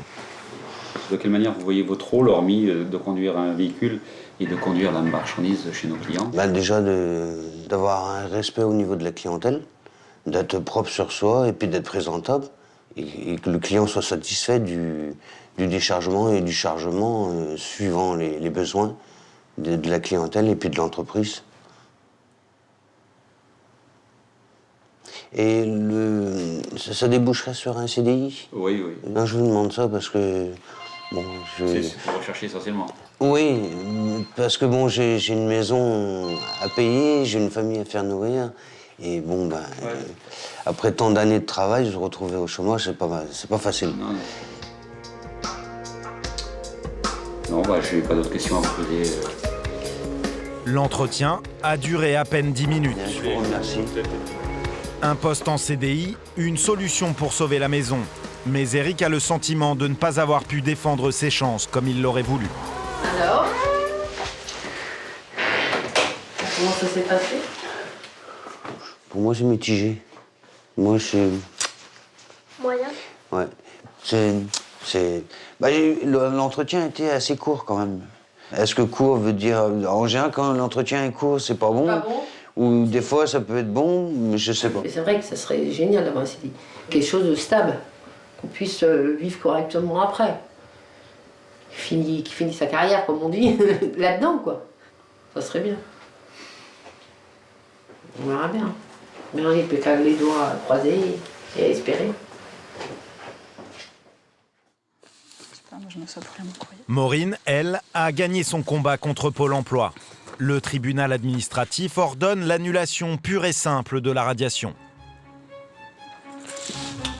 Pour que Pôle emploi lui verse vite ce qu'il lui doit, Maureen retourne voir la directrice, déjà informée de la décision du juge. Donc lui considère que la requérante donc m'a même justifié d'un motif légitime pour ne pas se rendre à cette convocation et que donc votre décision est nature à faire naître un doute sérieux quant à la légalité de la décision attaquée. C'est pour ça qu'il nous a demandé de vous réinscrire. D'accord. Parce qu'il a eu un doute. Ouais, d'accord, mais il a fallu que ce soit moi qui fasse la démarche. Moi, ce que je veux vous dire, c'est que sur vos documents, quand vous dites qu'une absence à une convocation est un justificatif, enfin est un motif en tout cas de radiation, ce n'est pas vrai. C'est pas moi qui ai fait les lois et je vais certainement pas rentrer dans les décrets d'application. Parce que je vais décrocher mon téléphone et que je vais demander que ce soit fait. C'est impeccable alors. 500 000 radiations sont prononcées chaque année pour le même motif que Maureen. Mais les recours devant le tribunal sont rares. La directrice ne s'excuse pas et elle fait même à Maureen une proposition étonnante. Ah ben ça change rien sur les modalités de suivi, sauf si vous préférez être suivi par un prestataire extérieur qui permet vraiment d'être reçu plus régulièrement que l'on peut le faire nous, puisqu'on est tenu à un suivi mensuel, mais pas au-delà. Contre toute attente, la directrice conseille à Maureen d'arrêter d'être suivie par Pôle emploi et d'être désormais accompagnée par un opérateur privé, comme par exemple une agence d'intérim. Quelqu'un qui reprend votre parcours dès le départ a peut-être d'autres idées que ne peut l'avoir un conseiller au bout d'un certain nombre de mois quand il vous voit tous les mois et que bon, visiblement ensemble, vous n'avez pas trouvé de solution puisque vous êtes toujours là. Exactement. Apparemment, pour bénéficier de ce nouveau suivi, rien de plus simple. Maureen doit juste prendre rendez-vous avec sa conseillère Pôle emploi. Maureen le sait désormais. Pour cela, il faut composer le 3949. Bonjour monsieur. Je sors du Pôle emploi de ma ville et donc on m'a expliqué qu'il était possible de prendre rendez-vous avec des prestataires extérieurs pour un suivi. D'accord. Mais par contre, il faut le demander à votre conseiller en fait, d'être suivi par un opérateur privé de placement. Donc là, moi, ce que je vais faire, je vais lui envoyer un mail et puis reprendre un contact avec vous.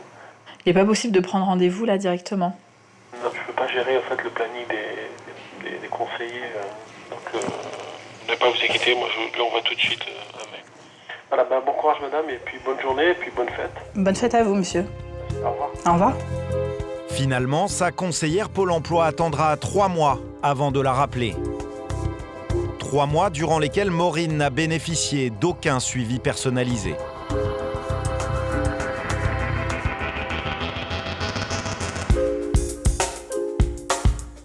Le suivi mensuel ne tiendrait pas forcément toujours toutes ses promesses. Mais qu'en est-il de la deuxième mission de Pôle emploi ? Aider les entreprises qui cherchent à recruter à trouver le meilleur candidat dans les meilleurs délais. Là encore, le suivi est personnalisé et gratuit par un conseiller dédié qui connaît bien votre secteur d'activité. Nous allons tester sur le terrain l'efficacité de ce service. Yannick et Alain dirigent un site internet qui propose des locations d'appartements à prix discount. Ils doivent recruter en urgence une secrétaire commerciale. Pour les besoins de notre enquête, ils acceptent de faire appel à la fois aux services de Pôle emploi et à ceux d'une agence d'intérim. Qui, du service public ou du privé, parviendra à leur trouver le meilleur candidat? Le match est lancé. Yannick et Alain commencent par appeler le service recrutement de Pôle emploi. C'est original. Pôle emploi Hôtel, bonjour. Bonjour monsieur, je me permets de vous contacter car nous sommes actuellement en phase de recrutement. Nous recherchons un ou une secrétaire commerciale derrière Internet principalement et un petit peu par téléphone. Et en fait, on a un besoin assez urgent. À mon avis, ça doit se trouver assez facilement. Si vous voulez qu'on fasse la présélection, on cherche des CV dans notre base ou on cherche des profils dans notre base. Il faut un minimum, je dirais 3 jours pour que vous ayez des CV. D'accord. Merci monsieur, bonne journée, au revoir. Au revoir. Ils contactent maintenant une agence d'intérim pour la même demande. Dans le privé, le service est payant. S'ils embauchent une intérimaire, ils devront verser à l'agence 230 € par mois. Je vous appelle car nous avons un besoin de recrutement qui est assez urgent. Oui.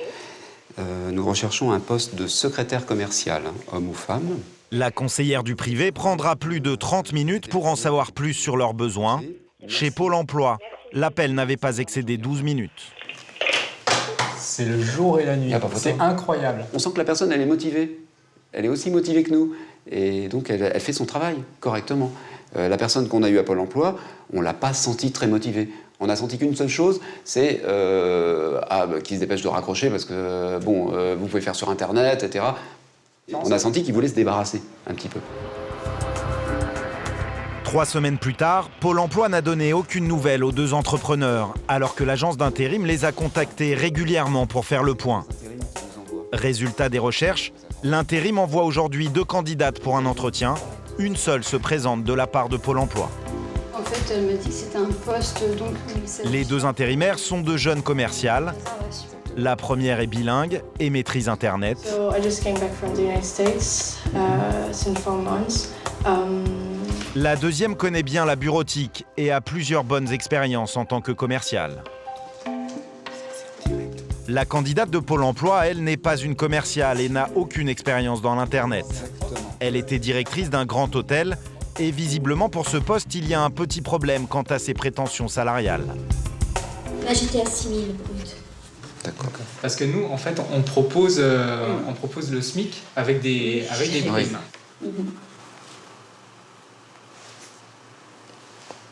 Pôle emploi, en fait, ils vous ont pas du tout présenté la société. En fait, vous avez vu notre annonce en fait sur le site. Sur le site, voilà, vous allez sur le site Pôle emploi et en fait, vous avez toutes les annonces Pôle emploi. D'accord. Mais vous n'aviez aucun contact en fait. Non. Mais est-ce que Pôle emploi sait par exemple qu'on vous reçoit aujourd'hui? Non. Non, ils savent rien. Et vous devez faire un compte rendu, dire que. Non, même pas. Non. Pôle emploi, il n'y a pas de suivi. D'accord. Il n'y a pas de suivi. C'est vrai que c'est intéressant comme domaine. Yannick et Alain viennent en fait de comprendre que Pôle emploi n'a tout simplement pas traité leur dossier. Par rapport à la présélection qu'ils nous avait annoncée au téléphone le jour justement on a voulu diffuser cette annonce, il n'y a rien eu en réalité, ça n'a été que du blabla. Et finalement, on se retrouve avec un seul CV pour un rendez-vous dont le contenu ne correspond pas à notre activité. C'est peut-être gratuit d'un côté, mais le temps perdu, il vaut peut-être mieux ne pas le perdre et payer une société d'intérim. Les entrepreneurs vont tenter de joindre leur conseillère Pôle emploi pour lui demander des comptes. Mais sans numéro direct, ils doivent passer pas moins de 7 appels pour enfin parvenir à joindre une conseillère qui accepte de leur répondre, mais qui n'est pas la leur. Je me permettais de vous contacter parce qu'en fait, on a eu très peu de retours de CV. On était un petit peu étonnés en fait, par rapport à ça. Alors que ça remonte à il y a 3 semaines en fait, donc je m'attendais à un retour de votre part en fait et j'ai eu tort en fait de faire confiance à Pôle emploi parce que franchement on se retrouve un petit peu en difficulté. Hein.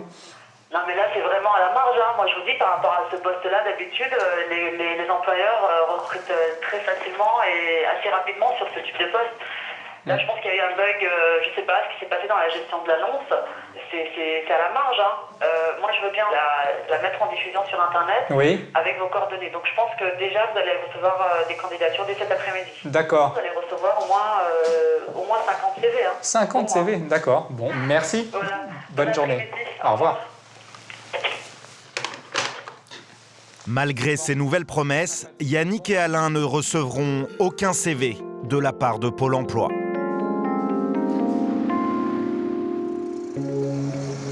Frédéric, Vanessa et sa maman, eux, sont aux anges. Leur projet d'épicerie a finalement bien avancé. On a eu l'accord verbal par le banquier pour la somme d'argent demandée. Donc l'accord des 15 000 € est passé. C'est vrai que c'est un avancement dans le projet qui nous a fait sauter de joie. Il nous suit dans notre projet vraiment sur ce qu'on voulait, quoi. Mais pour que l'épicerie voie le jour, le prêt bancaire ne suffit pas. Le couple doit encore décrocher un prêt de 10 000 € à taux zéro, une aide de l'État destinée aux chômeurs qui veulent créer leur entreprise. Vanessa et Frédéric passent tout à l'heure devant une commission de 10 professionnels qui vont décider de leur accorder ou non le prêt. C'est vrai que je ne m'imagine pas encore dans une pièce avec 10 personnes qui sont là. C'est vrai. Une fois que j'y serai, peut-être que je me dirai « Ah oui, en fin de compte, ça impressionne quand même. » Voilà. C'est moi qui suis stressée là aujourd'hui. Si ça ne marche pas, tout est remis en question. C'est toute une vie qu'elle engage. La vie de ses enfants, la leur espoir. Ils mettent tous leurs espoirs dans cette boutique. Hein, la vie, leur vie.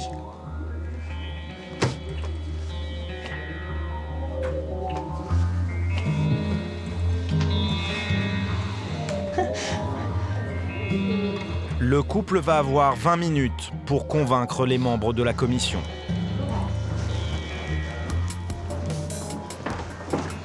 La présidente de la commission vient les chercher. Vous arrêtez ici, s'il vous plaît. Voilà. Non, vous arrêtez ici, merci. Nous ne sommes pas autorisés à filmer, nous restons à l'extérieur. Donc nous sommes sur le projet d'ouverture d'une épicerie placée à Saï-Saïzel. Vanessa et Frédéric vont plutôt bien défendre leur projet. Mais très vite, la commission émet des doutes sur la rentabilité de leur affaire. Je m'interroge sur votre marge. Ce que je crains, c'est qu'on n'arrive pas en épicerie à avoir 2,5 de coefficient moyen. Sortir en tout à 2,5, c'est vrai que c'est un peu facile d'histoire. Honnêtement, par rapport aux chiffres, j'ai du mal à prendre Comme actuellement, on touche que 900 € actuellement de chômage, on n'a aucun autre revenu, donc on s'est fixé sur 1 000 € de revenus mensuels. Ça, on n'est pas à l'abri de se dire que dans un an, il faudra bien qu'il y en ait un des deux qui aille travailler, ça c'est sûr. On tente d'inverser les choses, de dire au démarrage, vous n'êtes qu'un seul sur l'activité. Vous savez qu'on s'est investi dedans à deux, puisque justement, ça fait 1 an qu'on cherche du travail, qu'il n'y a pas de débouché, donc... peut peut-être constituer un bon complément de revenu. C'est pas un complément de revenu, mais en revenu principal pour le ménage. Et que votre situation financière va être compliquée au moins quelques mois. Bon, je crois qu'on peut s'arrêter là. Donc la décision sera communiquée par téléphone. D'accord.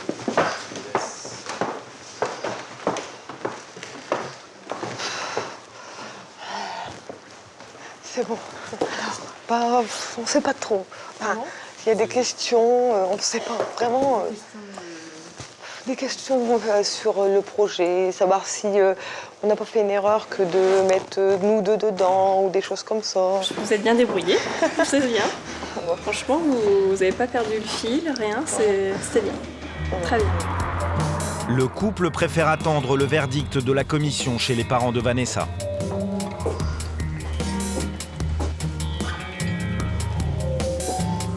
Tranquille. Attends, je vais mettre le téléphone au cas où. On attend. Entre 4h30, on attend. Il est 95. Bon, Ça approche, c'est peut-être. incessamment sous peu. Je vois pas pourquoi il nous dirait non, quoi. Le dossier, il est complet. Je comprendrais pas pourquoi il nous refuserait, en sachant que la banque nous accorde plus et nous fait confiance. Donc c'est vrai que j'aurais du mal un peu à le digérer, quoi. C'est vrai que la pilule, elle serait dure à avaler. Le plan NACRE est spécialement réservé pour les demandeurs d'emploi, au RMI, enfin au RSA, ou au chômage actuellement. Donc on est dans ces circonstances-là, quoi, de toute manière. Il y a 90% d'acceptation. Vous n'allez pas être dans les 10% qui restent, quand même. J'espère pas. Allô? Oui, c'est moi-même. Oui, bon, je vous rappelle comme convenu. Donc sur votre dossier, on a décidé un report. Un report? Il y a une trahison sur la marge, je veux dire, le fait de vous mettre directement à deux sur l'affaire, parce que ce que je vous ai développé, ça fait un point de réflexion qu'on vous propose de conduire là aussi. Ah non, de toute façon, le dossier va être représenté dans un mois. On a un comité tous les mois, donc... Et est-ce qu'on a quand même une chance de pouvoir avoir un accord Refusé, on vous aurait bien refusé aujourd'hui. Oui, oui. Un report. D'accord, bah, je vous remercie beaucoup. Je vous en prie. Merci beaucoup. Au revoir. Alors, c'est le provisionnel? C'est un report, c'est...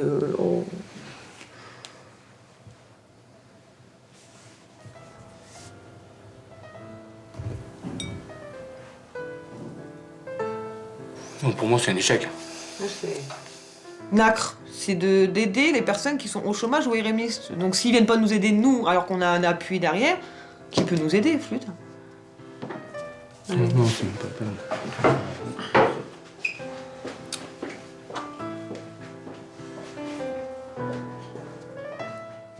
Ça a été sous-estimé. Je sais pas, j'en sais rien. À force, je sais plus. On est dans les 10% de merde. 10% de merde, il y a 90% de réussite, il y a 10% de merde et c'est pour nous.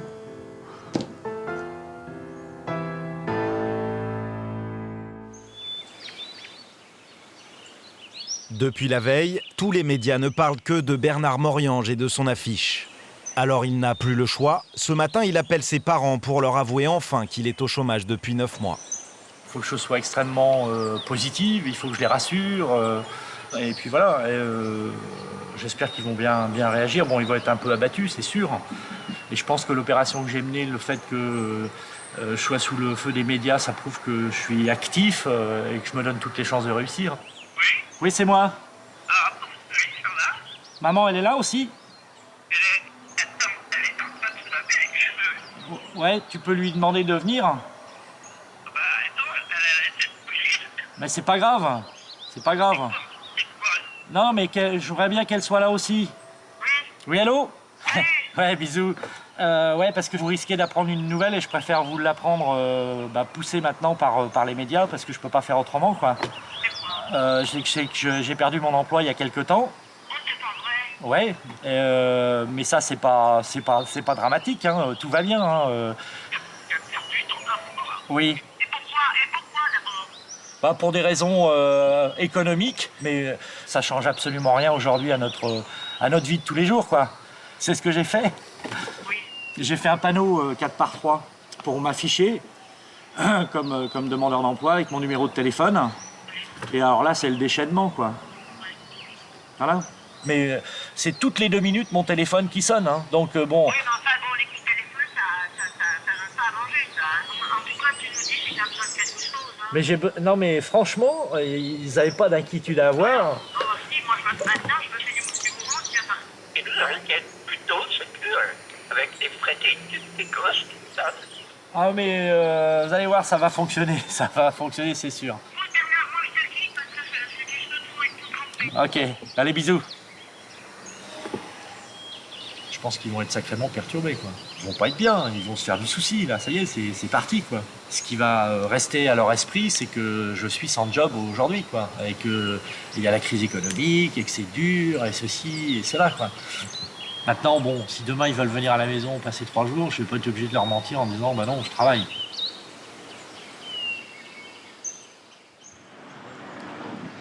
Cela fait maintenant 1 mois qu'Éric a passé son entretien pour le poste de chauffeur-livreur et il est toujours sans nouvelles.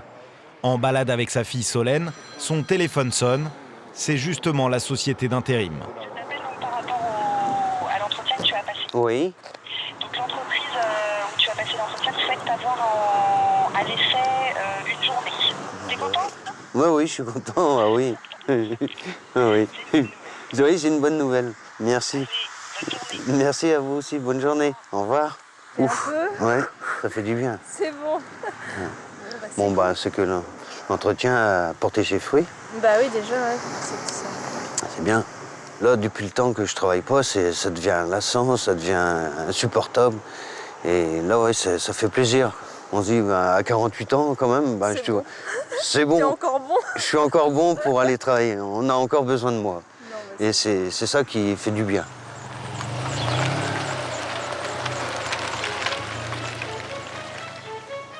Le lendemain, c'est le jour du test. Éric doit démontrer au chef d'entreprise qu'il est capable de conduire ce camion et de livrer des colis. Éric a 20 ans de métier et a conduit des camions 8 fois plus gros que celui-ci. Mais le patron surveille tout de même ses moindres faits et gestes et l'abreuve de nombreuses recommandations. Donc là, au stop, on prend à droite. Alors, faire attention aussi, parce que là, ça déboule assez vite de la gauche. Hein, puis il n'y a pas une grande visibilité de la gauche, il y a un virage. Au stop, on prend à gauche. Là, c'est pareil, il faut faire attention parce que ça déboule assez vite d'en haut. Donc là, virage très serré, il faut faire attention. Hein. Aussi bien au niveau de la vitesse, pour ne pas se laisser déporter. Il y a souvent des accidents ici. Hein. Voilà, on ouvre jusqu'à l'arrière. Hein. On peut prendre avec la sangle. Hein. Il y a la sangle qui est sur le côté ici, la poignée. Sous l'œil très attentif du grand patron, Éric obéit au doigt et à l'œil et accomplit sa mission sans fausse note. Bon, on l'étend, mais pas trop, là, ça va. Hein. Ouais. Fin du test, Éric semble l'avoir passé haut la main. Essayez voir. Merci. Mais étonnamment, cela ne suffit pas au directeur. Donc moi, on va dire sur ce premier essai, ça me va. Donc ce que j'allais vous proposer, c'est de faire un deuxième essai en partie avec moi demain. Si ça se passe bien demain, on renouvellera ça la semaine prochaine, on va dire une journée entière certainement, puis une demi-journée ou 2 demi-journées. Voilà, donc si ça vous va, vous me dites. Si, ça me va très bien. Et après, donc, après ces 2 galops d'essai, on avisera, puis je vous redirai en fin de semaine. Bien. Voilà. Du bout des lèvres, Éric va tenter de relancer le patron sur le CDI qu'il espère tant. Pour l'avenir, oui. Pour l'avenir, c'est peut-être un peu trop tôt, vous demandez ça, mais dans un délai de combien de temps Nous, sur le principe, on va dire, comme j'ai dit l'autre fois, c'est-à-dire on fait toujours des galops d'essai plus ou moins longs, on va dire, en intérim. Pourquoi? Parce que nous, aujourd'hui, je ne sais pas sous quel niveau de volume on va faire avec ce camion-là.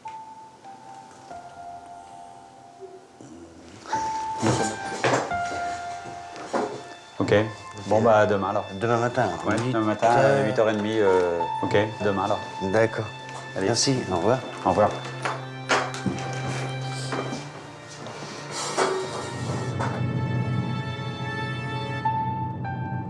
Le patron ne parle plus du tout de CDI, mais simplement d'intérim. Pour Éric, certainement pas une solution pour sauver sa maison. Voilà, papa. Emeraude, c'est papa? C'est papa, Emeraude? Alors, comment ça s'est passé? Et il veut que demain matin, à 8h30, je sois à l'Anester, tu sais, les zones industrielles. Là. Donc il faut que tu refasses un autre essai encore? Ouais, demain. Combien tu vas faire d'essais comme ça? Oh, je sais pas. Mais et puis bon, après, avec l'entretien dans le bureau, j'ai essayé d'insister sur le CDI. Hein? Non, il parle pas de CDI. Bouge pas. Non, il veut que, j'ai compris, il veut que je reste à long terme, en intérim. Et de toute façon, il n'a pas voulu en parler. Il n'a pas sorti un mot sur le CDI. Mais je savais. Ouais. Désolé.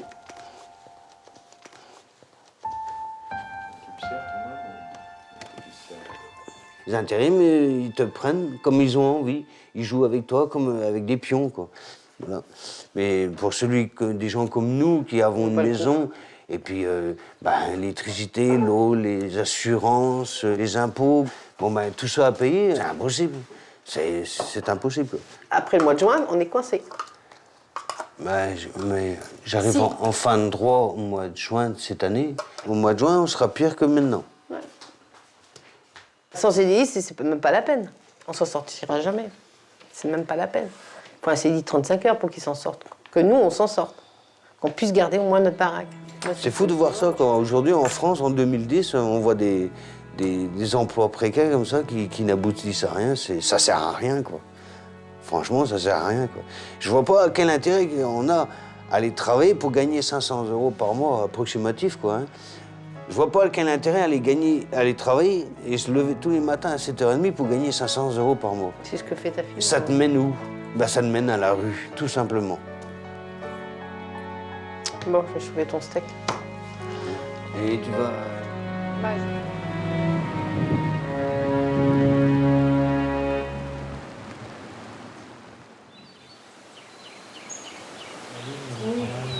Un mois après son incroyable buzz, Bernard n'a toujours pas retrouvé de travail.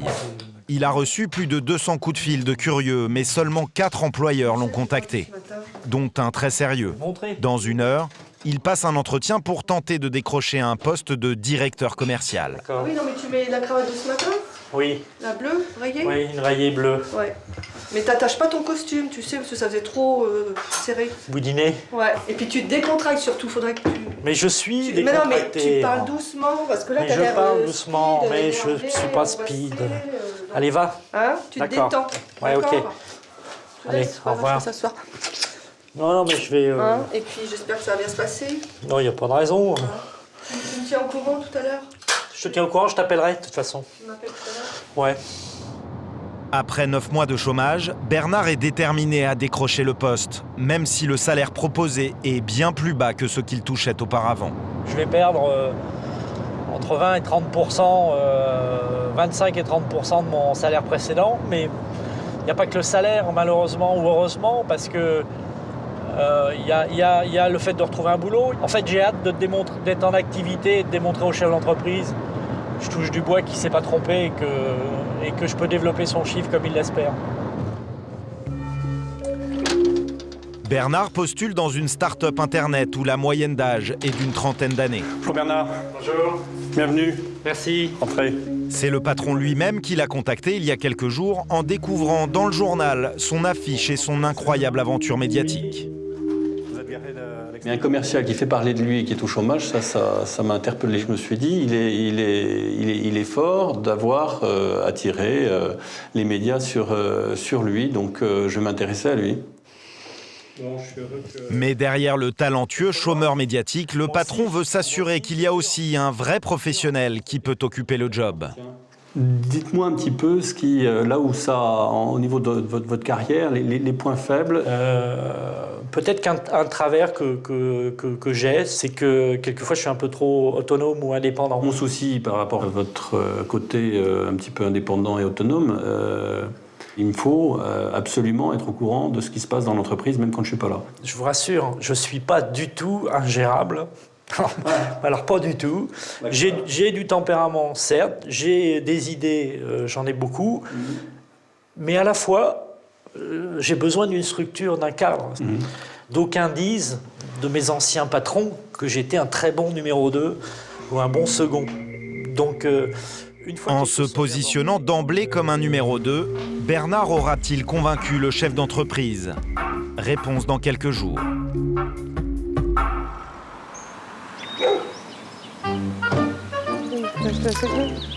Pour Vanessa et Frédéric, un petit miracle s'est produit. Ils ouvrent ce matin même leur épicerie après plus de 6 mois de démarche. Je regarde si c'est bien placé. Il faut que ça soit une beauté, quoi. Je commence les fruits et légumes. On est content, on est enfin arrivé à ce qu'on voulait.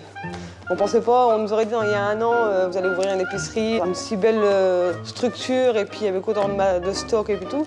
On n'aurait jamais pensé. Ouais. Fier d'être patron surtout.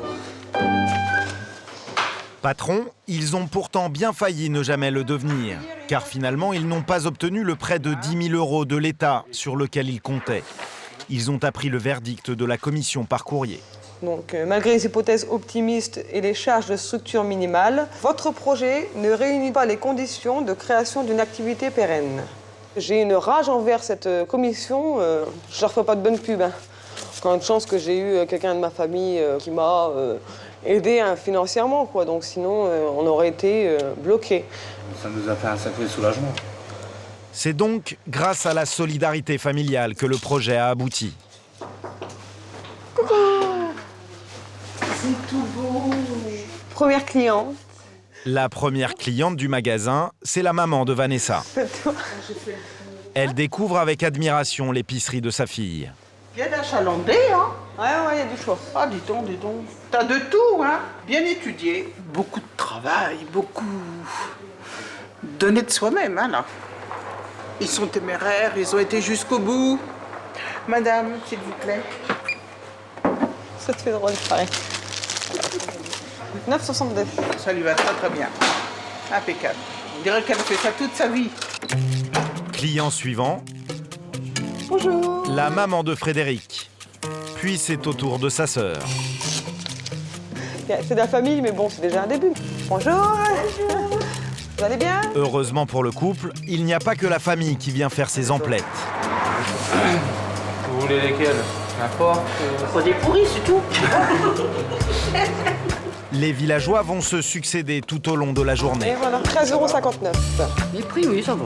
Ouais. Oui. C'est raisonnable. C'est propre, c'est net, c'est bien. Et les caissières, elles vous paraissent sympathiques? Bah, pour l'instant. Voilà. Merci, bah, bonne journée. Merci, au revoir, bonne journée. Parfait tout ça. Pourquoi?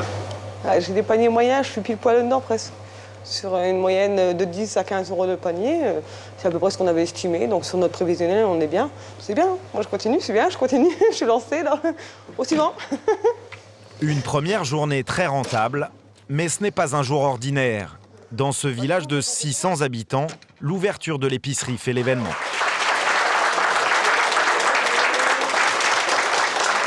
C'est pour ça pour nous. Vu on est des gens sérieux maintenant. Rassemblez-vous! Monsieur le maire, qui les a encouragés depuis le début, a tenu à inaugurer l'épicerie en grande pompe. Vanessa et Frédéric, vous êtes désormais à la tête d'une entreprise. Il vous faudra du courage, de l'amplitude dans les heures d'ouverture du magasin, accueillir, sourire, vendre et fidéliser. Ça, j'ai emprunté cette devise à une enseignante du lycée Pierre Mendès France de Péronne. Donc j'aimerais remercier tous les habitants de Sailly, vraiment, et en espérant que ça leur porte aide et qu'on puisse les aider dans l'avenir. Merci beaucoup.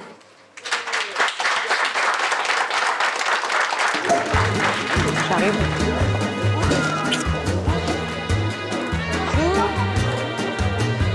Ça attend. Allez, santé! Santé! Voilà, santé! À la fois pour mes enfants et à votre réussite. Voilà. Ça a été long et difficile, et puis c'est vraiment le combat de notre vie, quoi. La tienne, chérie. Voilà, la tienne. Enchanté!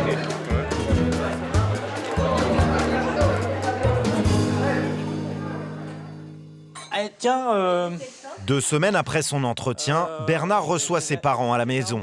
C'est la première fois qu'il les voit depuis qu'il leur a annoncé par téléphone qu'il est au chomage. Qu'est-ce qui vous inquiète? C'est la partie quoi, financière? Mais c'est tout, c'est tout. C'est toi, d'abord. En plus, c'est Céline, c'est les enfants. Tu peux pas enlever ça à des parents. Bah non. Ils ont leurs enfants à vie jusqu'à leur mort et tout ce qui les touche, c'est tout. Jusqu'à 2 ou 3 ans, le chômage, pour nous, c'était quelque chose de un peu irréel, quoi. Puisque dans notre famille, tout le monde n'était pas confronté à ce problème, quoi. Et là, ça nous est tombé dessus brusquement, quoi. C'est ça. Je voudrais qu'ils retrouvent rapidement un poste qui l'intéresse, quoi. Ça, c'est sûr. Mais Tout ce qu'il a fait, ça peut... Ça ne peut espérons qu'aboutir. que ça va aboutir à quelque chose, parce qu'alors, c'est à désespérer. Hein. Oui, tout à fait.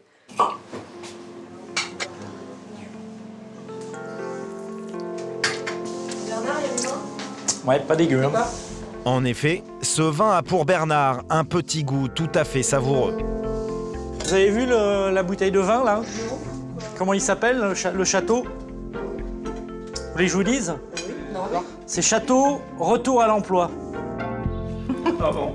Ça veut dire que j'ai trouvé un job et que j'ai signé mon contrat et que je commence le 11 janvier. Bravo! Oui, c'est vrai. Ouais. L'entretien passé il y a 2 semaines a finalement débouché sur un CDI. Ah oui, faire pleurer, alors. J'ai signé, je serai directeur commercial dans la mouvance Internet.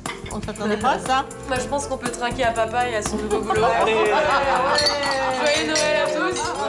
Allez, bravo, mon chéri. Comme quoi, à 53 ans, on peut rebondir, et comme quoi, à 53 ans, on peut encore croire au Père Noël. Exactement. Une belle aventure. Oui.